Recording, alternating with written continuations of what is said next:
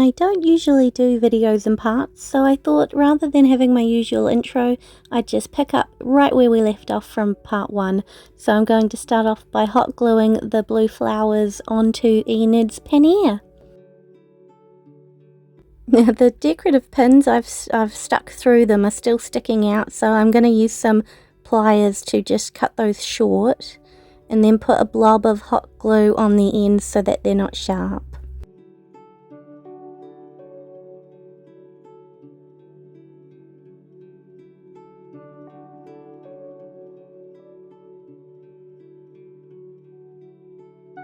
Now for the shoes. So I'm using the shoes that came with the doll, and I'm just going to paint them white after spraying them with some Mr. Super Clear, because I want to paint them that nice sort of tannish colour.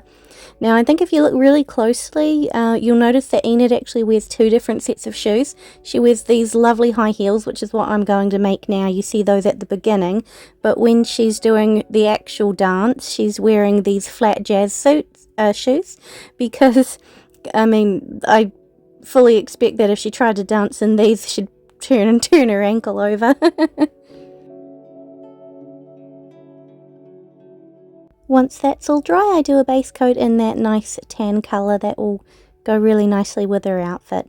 But, I mean, this doesn't have great coverage, so it takes several coats to get it opaque enough.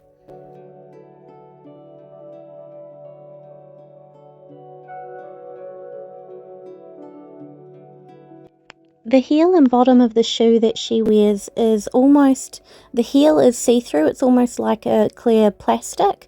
So to try and get that sort of look, I'm just doing the bottom and the heels out of this sort of lovely pearlish white. And then doing another coat of the tan on the main shoe until they look like this. So they're looking pretty good, but the heel still doesn't really look translucent like the see-through plastic. So I'm doing a coat of Diamond Gloss UV nail top coat, and I'm going to cure that with my UV lamp. And once that's done, I'm going to go over it with this Aurora powder that I've got for my nails. I've started wearing longer nail extensions. I'm not wearing them at the moment, but you'll probably see them off and on throughout the video. But this stuff is just gorgeous and gives a beautiful Aurora shine. And even though it still doesn't look like see-through plastic, I just thought it would give it that something extra. So I'm really happy with how that turned out. The Aurora is on the left and the non-Aurora is on the right, and I think you can really tell the difference. Now I think they're looking super cute, but there's still a little something missing. I don't believe it was on the show, but I have these little ribbons that I bought from a little fabric shop that's not open anymore, and the colour was just perfect. I couldn't resist putting them on. Right, onto her wig. So I actually started doing some of this back in December before part 1 came out. I was madly rushing to try and get this finished. So this part of the film here is actually back in December. Unfortunately, my camera broke, so I wasn't able to finish it in time. And in a way, I'm kind of glad, because this is probably the most complicated wig I've ever made, and I've had to incorporate it into not just being a wig, but actually gluing wefts to her hair to get it looking realistic, since it's a sort of half up, half down hairstyle, which turned out to be really, really tricky. So I'm curling all this before starting her face up. I'm going to wrap it all up so it's out of the way. But I needed this done before I could actually put the wig on top of her head. So it was rather involved. So I'm glad that I had the time to give it the attention and time that it really needed, because it was so complicated.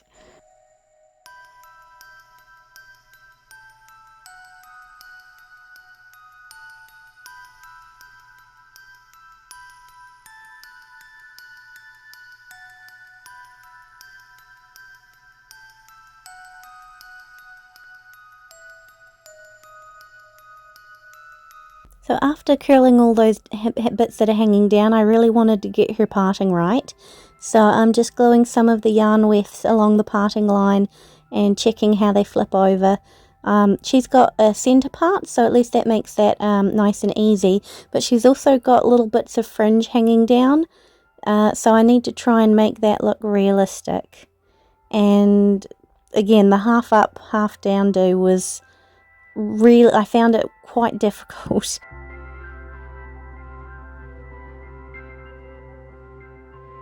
So I'm actually using a combination, so I'm clipping here, and because I want her hair to show and have a natural realistic hairline, I'm actually gluing some of this yarn, pulling it back under the wig so that it looks like her hair is naturally just coming out of her head. So this took a lot of a lot of fandangling.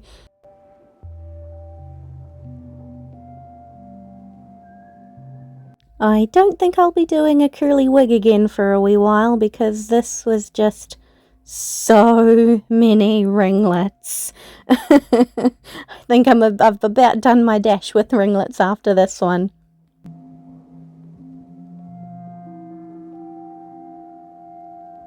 Instead of spraying hairspray directly on the doll, especially on the face, I like to spray it on a toothbrush and then just use that to sort of brush it flat once the parting's all done.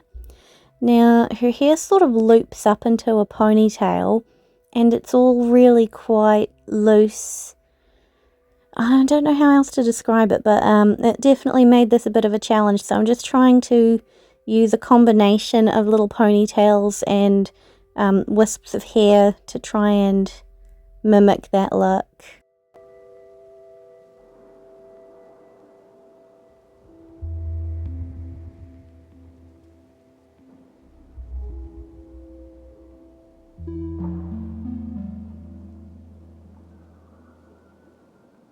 You'll see me brush out some of the curls a fair bit because looking at the reference, I realise quite often that I've made the curl clump a little bit too small and it needs to be wider. Now, it's probably a bit long-winded showing all this curling, but I wanted to show as much as possible so that hopefully it might help anyone else who ends up needing to do a complicated wig.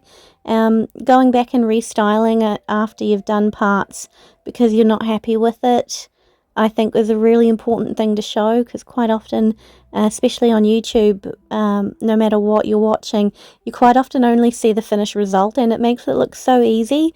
So I really wanted to just show the parts where things weren't going to plan, like this, where the wig didn't actually come down far enough. I don't know how or why, but the wig cap was too small, so I need to actually glue parts of this directly to her head to make it look like those curls are falling from the back of her head, because you could actually see those small dots where the original doll had her rerouting. You could actually see them from the back of her head, which was not what I was going for at all.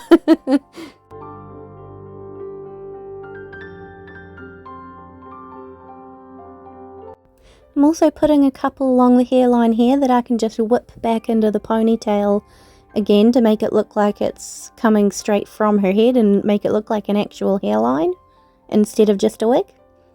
So I'm just gluing things and then just tentatively putting the wig on top so that I can see how that's going to roughly sit. Like this. Which looks much more natural.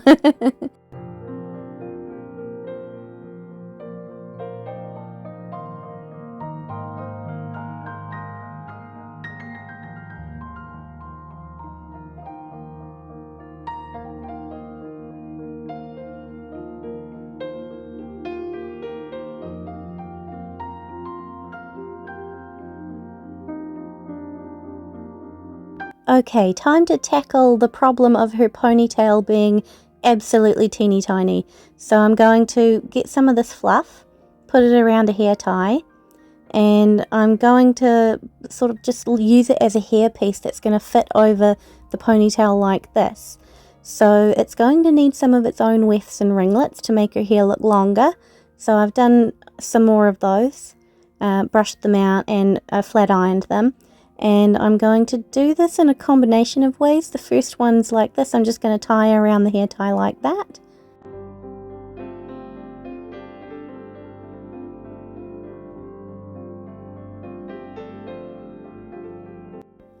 then it will just nicely fit over the ponytail and make it look like her ponytail's much thicker.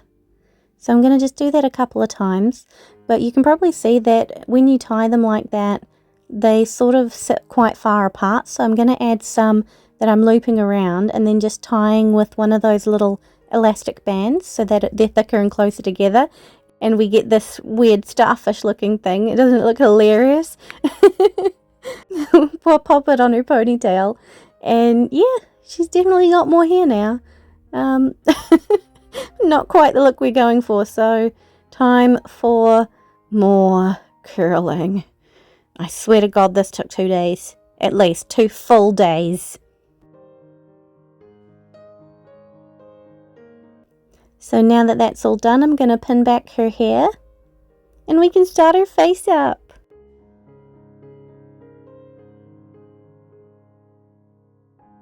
First off, I want to neutralise some of that pink undertone of her skin, which is fine because Enid is actually very pale. When you put her next to Jenna Ortega, she's actually got less warm tones than Jenna Ortega.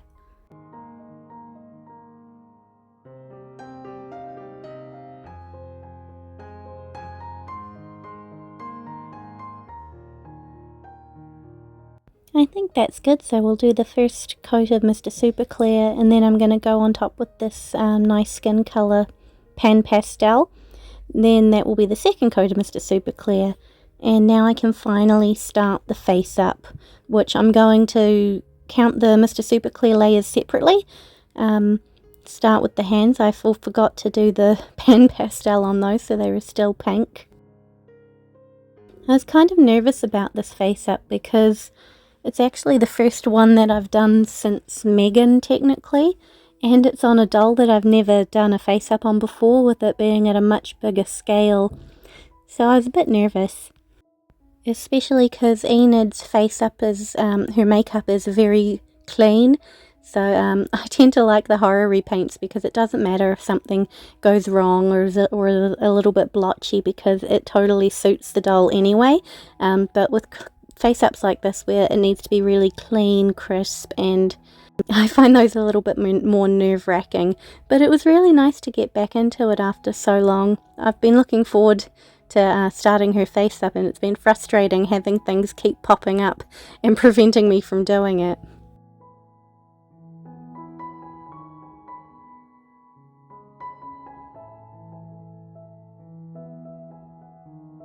Here I just want to do some contouring with some skin colours just to give her face some more dimension. While I did the face up, I actually also started rewatching season 2 of Wednesday, and I especially just keep looking at Bianca's ball dress, and I've kind of decided I really want, like, not necessarily in the 17-inch dolls and the normal Monster High dolls as well, I kind of want to do like Wednesday's ball dress, Bianca's ball dress, and if I can hunt down another 17-inch doll, I do want to do Agnes, because all of the costumes in that I think it's the second to last episode, are just bloody spectacular, and I particularly love Bianca's as well. She's just gorgeous, and I think she'd make a beautiful doll. Once I get past this initial stage where you're drawing on the eyes and having to get them looking even and not looking a little bit weird with one being one size bigger than the other, I enjoy the face-ups a lot more after that stage. This is sort of my anxiety stage where I find it quite hard to get them even, and I'm constantly pausing the recording to go and ask people, like, are these eyes even? So I decided to keep that in the recording so it's a bit more realistic for those of you starting out. I don't want you to just see the things that are going right. I really want you to be able to see the things that just happen normally when you're doing an artistic hobby, like making one eye bigger than the other, which I definitely did that first time, but I think it looks a lot better now.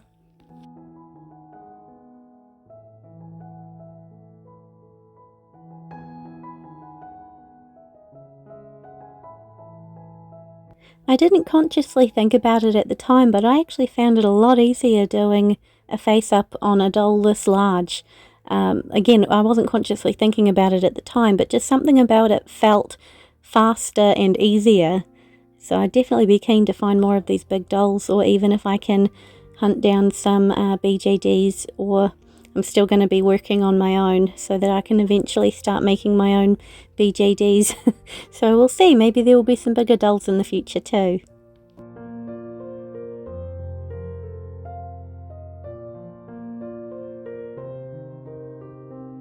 I generally try and layer my face up, so I start off with just sketching in pencil, in the lighter pencil, and using pastels to build up the eyeshadow and opacity and things.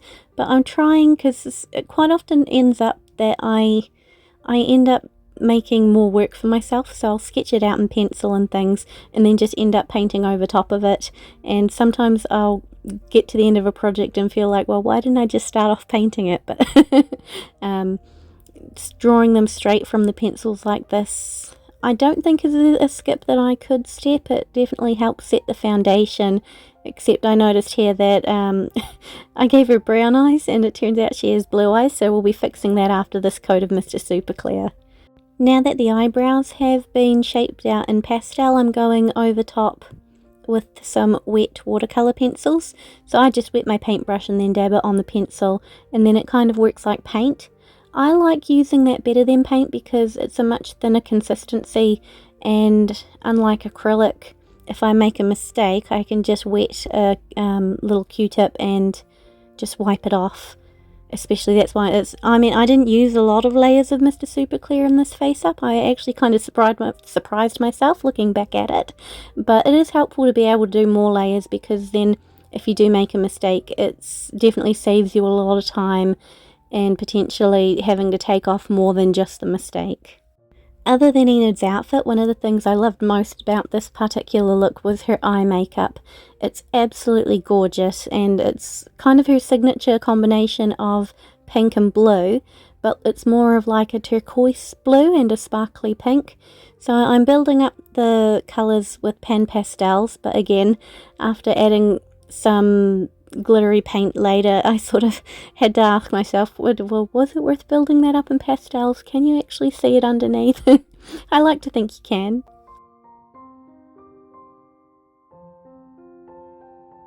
Sorry, my hand keeps getting in the way. I'm not been having a hard time finding the right camera angle where you can actually see everything. It's quite tricky when your stand's on the right side.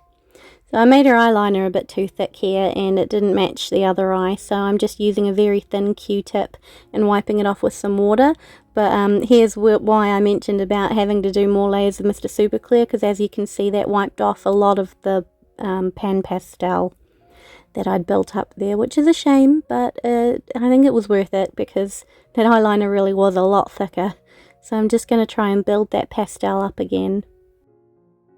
I find drawing on the doll just straight with the watercolour pencil doesn't get the vibrancy that I like, so I'm going over the waterline and everything also with the wet watercolours, and same with her eyes, which is where it feels kind of like making more work for yourself, but then at the same time I do need those guides, I think, just with the normal pencil so that I know what I'm doing when I wet my paintbrush and go in with the wet watercolours.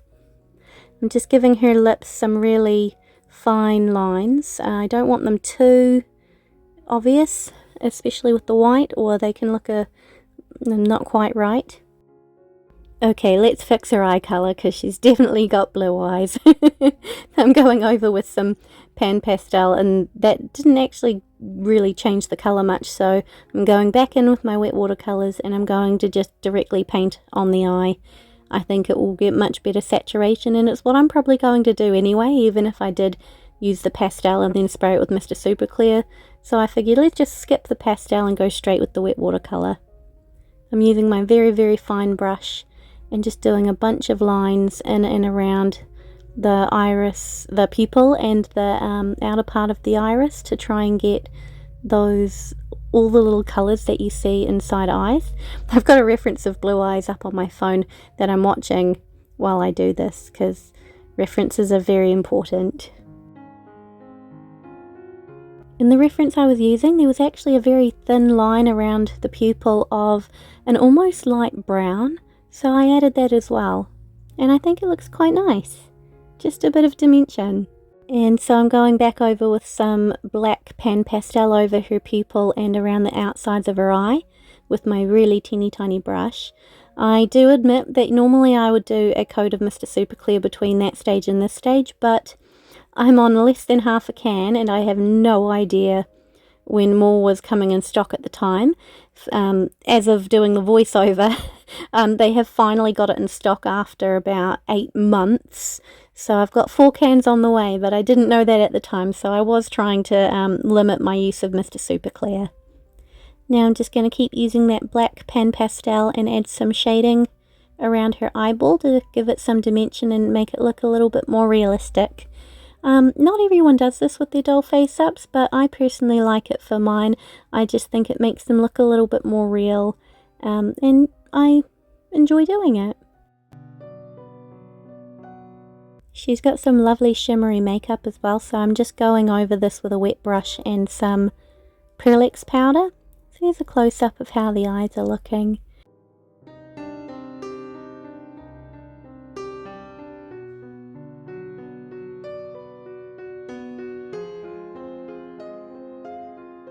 After giving the lips a little Pearl, I'll do another spray of Mr. Super Clear. And now I can go in with the highlights. I do insist on doing a layer of Mr. Super Clear before doing highlights because there will always be parts that I end up erasing. And there's no way I want to do that on an eyeball full of reactive watercolour that can reactivate.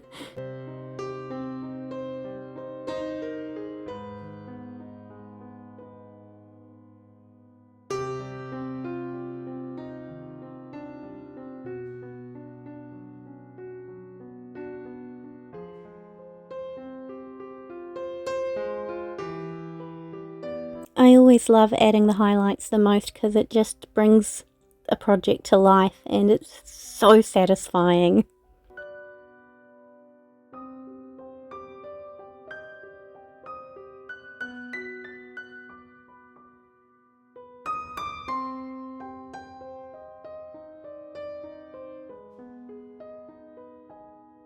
Same with adding the highlights along the waterline. I just think it makes the eyes look so cute, and even if you don't end up glossing them, it makes them look wet and shiny.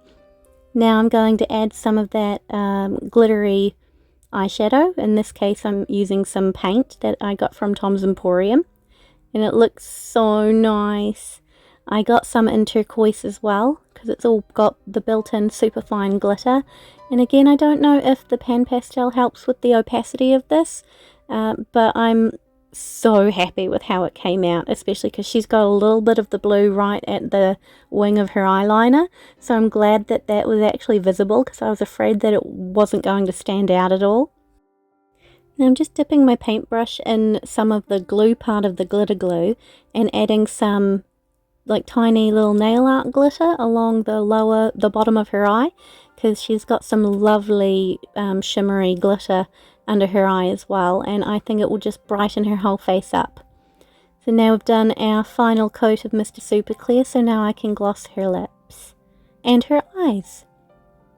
I was kind of debating whether to gloss her eyes or not because I know that it photographs a lot better, but it just doesn't feel complete without glossing the eyes for me.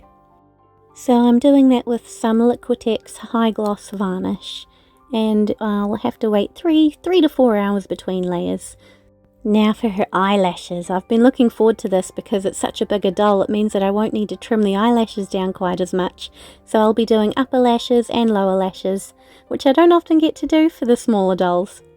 I'm still going to do what I normally do and add a bit of Elmer's glue along the lash line, just because I normally trim down the band that the eyelashes are attached to because they're really thick and it's not the best look on a doll unless it's got inset eyes.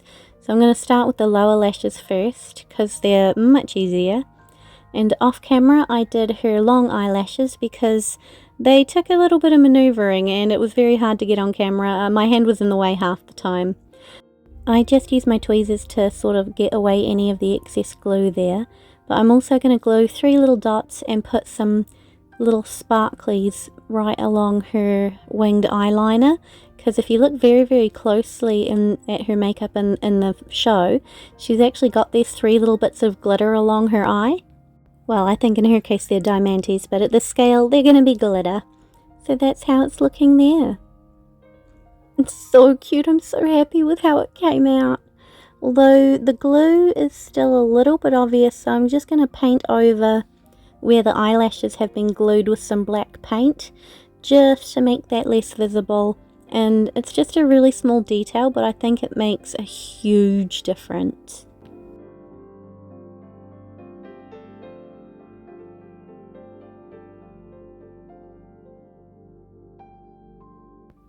See, I haven't done the left eye yet, and you can kind of notice it compared to the right. So I'll do that on the left as well. And now for her fingernails. I was going to give her the really long claws, but for most of the time she's wearing the dress, she's actually got her normal human nails. And if you look closely, they've got this sort of glitter on them. But at this scale, I don't think I could make that visible, so I just did teeny tiny little black dots instead.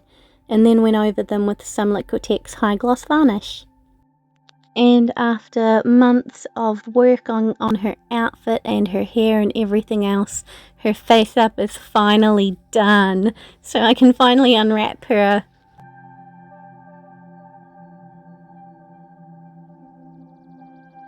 Just a wee note for people who do reroots and things, for the dolls this size, their head, the vinyl on their heads is so thick, and after so many layers of Mr. Super Clear, these pins were so hard to get out. So maybe have a pair of pliers handy. Golly, she looks like one of those Benedictine monks that have the top of their heads shaved.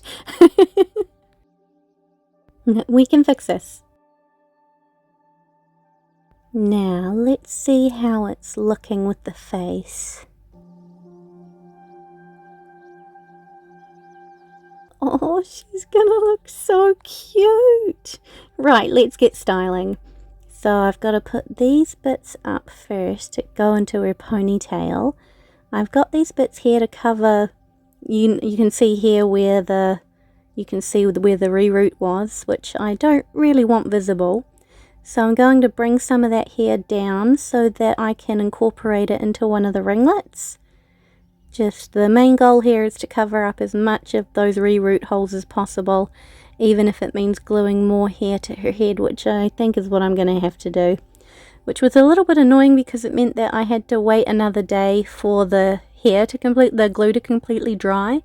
So here I'd put this day aside to complete the wig, and instead I had to glue some hair to it and pretty much strike off the rest of that day for doll work until tomorrow. But I think it's definitely worth the wait to have the wig looking better. Okay, now that it's dry, I can whip those bits into her ponytail, and I'm just trying to keep them as loose as possible because she's sort of got those wisps going up into the ponytail in the show. So again, I'm trying to keep things as close as possible, but I have to relent that at this scale it's hard to get it looking the same as it would on a human-sized person. And I could still see some of the reroot at the bottom of the wig, so I had to glue some more hair in. So I'm just going to work that into this ringlet here, because I realised I've got probably a lot more ringlets than she actually had, so I'm going to try and combine a few of them so that they don't look quite as many. I can't quite remember what video it was on, but a lovely subscriber recommended using the metal end of a comb like this to do the curling, so I've been trying that for this lot of curling compared to what I was using back in December, and it worked so well. So thank you so much for whoever recommended that. It's saved me so much time, and it's a lot longer, so it made the curling process a lot easier for me, so thank you.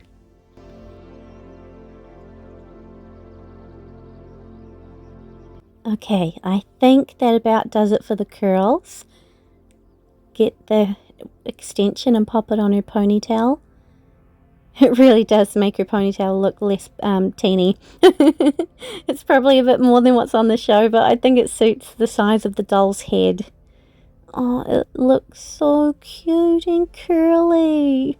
I'm so happy with how it came out. So now that everything's finished, I'm going to put some fabric glue on the extension. And this was really nerve-wracking because I didn't want to get it anywhere else. So we're going to pop it over the ponytail. And yes, I did get it on some of it. God darn it. So I'm just quickly wiping that off and floofing it out. And just holding that in place while the glue sets. I'm also just going to trim a little stray hairs and keep that in position with a few of these little pins, which were so hard to get through her thick vinyl head, but I don't want that wig shifting, so it's going to not only keep the extension in place, but also the entire wig, because it's, as you can imagine, it's quite heavy. And that is her wig all done.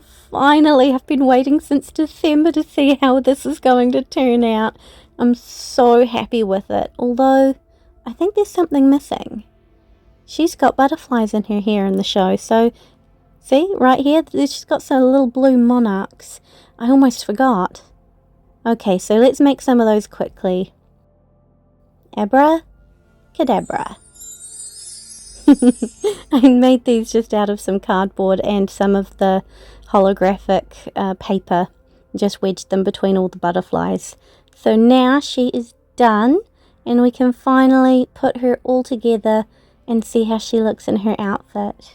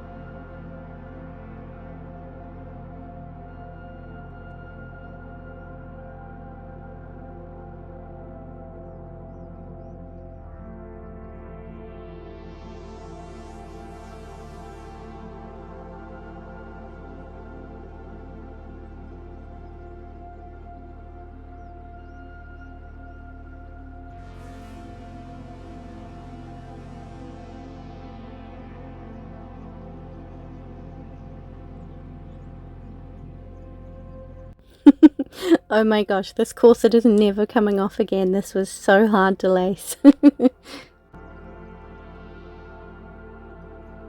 I've recently gotten back into wanting to sew my own clothes, so I've actually got a pattern for a corset like this, so it's so tempting to try and make this outfit for myself.